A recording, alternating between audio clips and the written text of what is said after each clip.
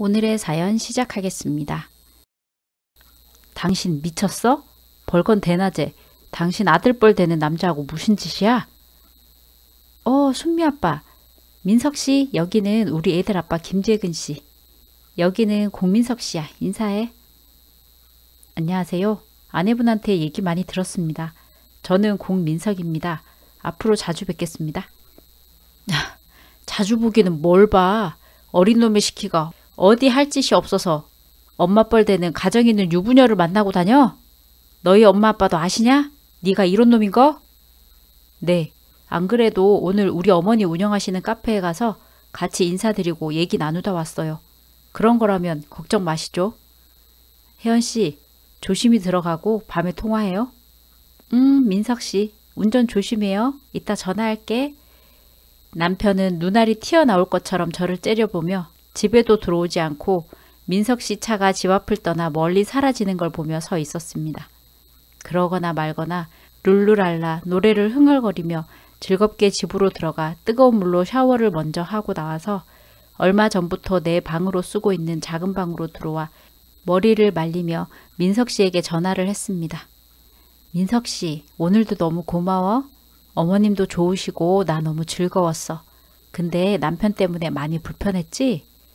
아니요, 그 정도야 뭐. 저는 한 대 맞을 각오는 하고 있었는데 남편분이 분노 조절을 잘 하시던데요. 붙어봤자 자기가 안 되겠다 싶으니 그런 거겠지.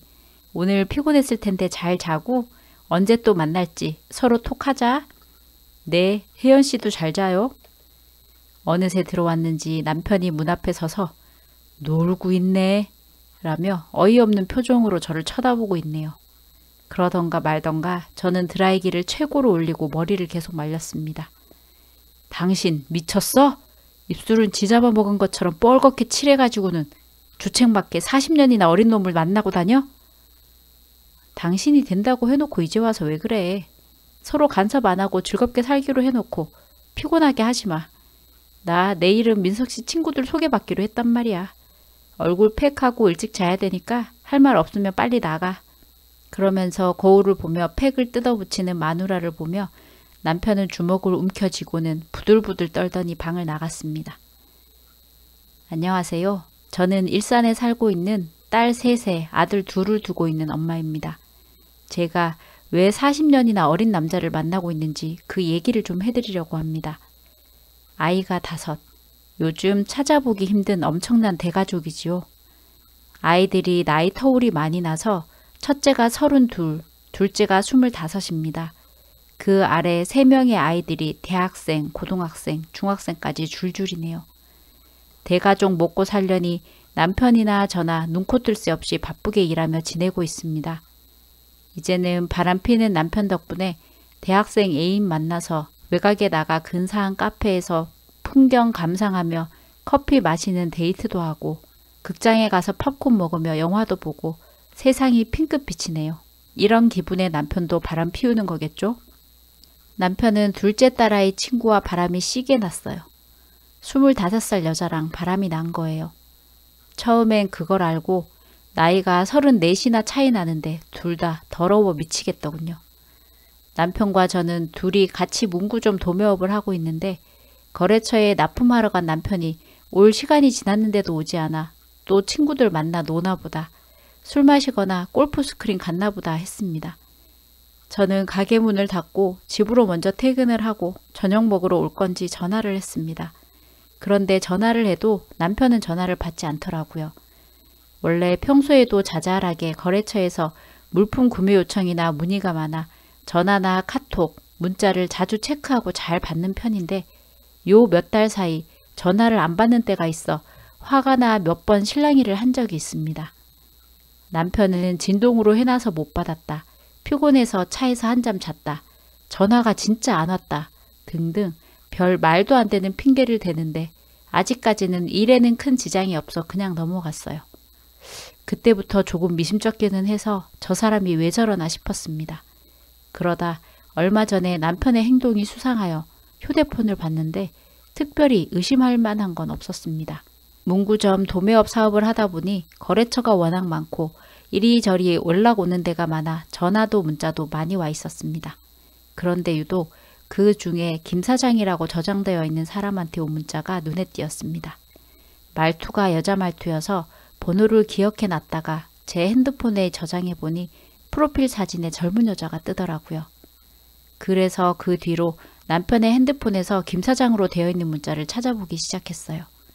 하루는 문자를 보니 세림 아파트 정문에서 8시까지 데리러 오세요. 기다리고 있을게요. 그때 봐. 서로 아주 편안한 말투였습니다. 세림 아파트면 우리 집 건너편 아파트인데 이 동네 사람인가? 거래처 사람인가? 난 기억이 없는데. 아무래도 쎄한 느낌이었습니다. 저희 첫째 딸 또래보다 살짝 나이가 있어 보여 혹시 학교 다닐 때 이런 선배 본 적 있니 하면서 사진을 첫째 딸에게 카카오톡으로 보냈습니다.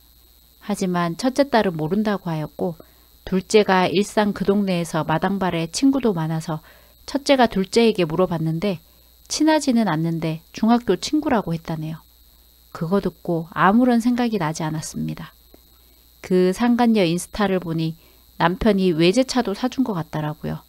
그리고 차에 비상금을 몇백씩 놔두는 사람이었는데 한 번 만날 때마다 현금으로 최소 100씩은 준 것 같고요.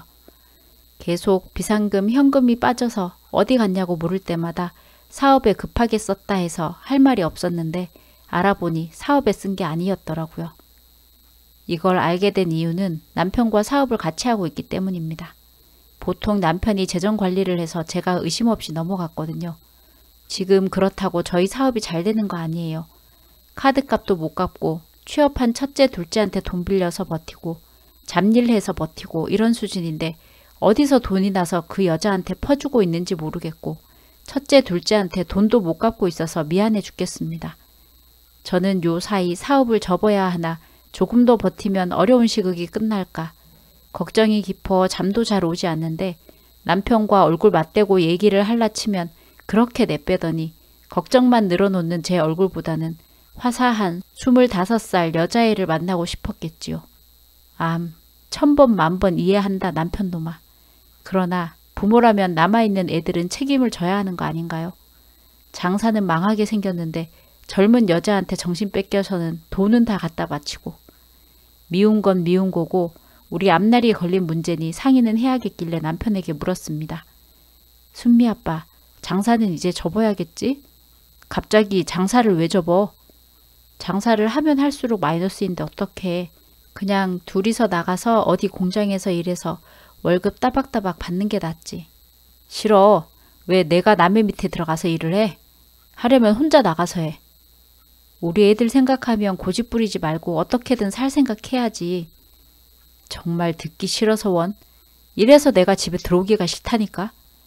다시 핸드폰을 집어들고 집을 나가려는 남편을 붙잡았지만 나를 뿌리치고 나간 남편은 그날 밤 끝내 돌아오지 않았습니다. 새벽에라도 기어 들어오더니 싸울 핑곗거리가 생겨 얼씨구나 집을 나간 게 아닌가 싶었습니다. 오기가 생긴 저는 이제까지 알면서도 눈 감아주던 것도 미련한 짓이고 참고 사는 바보 같은 짓은 더 이상 하기는 싫고 어떻게 해야 하나 몇 날 며칠을 머리를 싸매고 누워 있었습니다. 벌써 막내 아들 빼고 딸들은 아빠가 둘째 딸 친구와 바람이 난 걸 알고 있었고 엄마 힘들면 이혼하라고 얘기했습니다. 내가 누구 좋으라고 이혼을 해? 나라고 바람 피울 줄 몰라서 죽도록 일만 하는 줄 아나? 저는 며칠 후 자리를 털고 일어나 딸들에게 나도 이제 즐기며 살 거다 말리지 마라 했습니다. 딸들은 그 얘기를 듣자마자 저녁에 집으로 모였고 자기들끼리 아무리 그래도 엄마까지 맞바람 피우는 건 말이 안 된다 라는 파와 왜 엄마만 참냐 엄마도 바람 피우고 싶으면 피우라는 파 그냥 이혼하고 조용히 살면 안 되겠냐는 파로 의견이 나눴습니다. 그때 대학생 셋째 딸이 엄마 그럼 기왕이면 아빠 만나는 여자보다 더 어리고 멋진 영계 만나. 내 친구 소개시켜 줄게.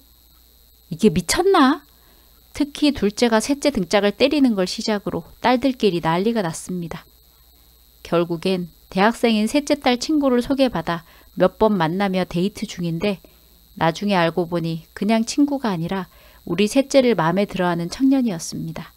그래서 어머님한테 점수 좀 따고 싶다며 저한테 극진히 대하는 모습을 보니 믿음이 가고 괜찮은 사람이다 싶었습니다. 실상은 저와 그 남자만 만나는 게 아니라 셋째 딸과 남자친구가 저를 데리고 다니며 기분 전환을 시켜주는데 둘이 알콩달콩 연애하는 모습을 보니 참 이쁘고 순수한 게 이대로 지켜주고 싶다는 생각이 들었습니다. 반면 제 모습을 보니 나이 들어 돈 때문에 치이고 부부끼리 서로 바람 피우고 서글픈 생각이 들더군요. 그렇게 몇 번 남자를 만나고 다니는 모습을 본 남편은 며칠 동안 연락도 없더니 오늘 만나자고 연락이 와서 집 앞 커피숍으로 나갔습니다. 제가 자리에 앉기도 전에 흥분을 감추지 못한 목소리로 남자는 바람필 수 있지만 애들 엄마가 그런 짓을 하면 안 되지 하며 일장 연설을 들어 놓았습니다. 나 원참 기가 차서 그냥 나오려고 하니 저를 잡으며 내가 어떻게 하면 돼? 뭘 어떻게 해? 내가 어떻게 하면 그놈 안 만날 거냐고. 당신이랑 무슨 상관이라고. 내가 좋아서 만나는데. 당신도 당신 좋다는 사람 만나고 서로 즐기면서 살자고. 내가 너무 아등바등 살았어. 바보같이. 이제는 여자 대접 제대로 받고 살고 싶어. 내가 바람피던 거 다 정리하고 사업도 정리하고 취직할게. 집에 들어가서 집안일도 하고 밥도 차리고 할게. 나 버리지 마. 죽을 때 됐어. 왜 이래. 매달리는 남편을 뿌리치고 나와서 딸들에게 카톡을 보냈더니 둘째가 연락이 왔는데 이렇게 빨리 끝날 줄은 몰랐네 라며 얘기를 하는데 둘째가 아빠 바람피는 친구에게 전화를 했다고 합니다. 나 네 동창 윤미인데 너 만나는 김재식이 우리 아빠야. 너 우리 아빠 사랑해? 잘됐다. 네가 우리 좀 도와줘. 지금 우리 아빠 사업도 망하고 그 바람에 몸도 안 좋아서 병원에 장기 입원도 해야 한다는데 네가 있어서 다행이다. 자세한 건 병원에서 검사 결과 나와봐야 알겠지만 가능하면 사업 자금 좀 빌려주고 아빠 옆에서 병간호 좀 해줄 수 있어?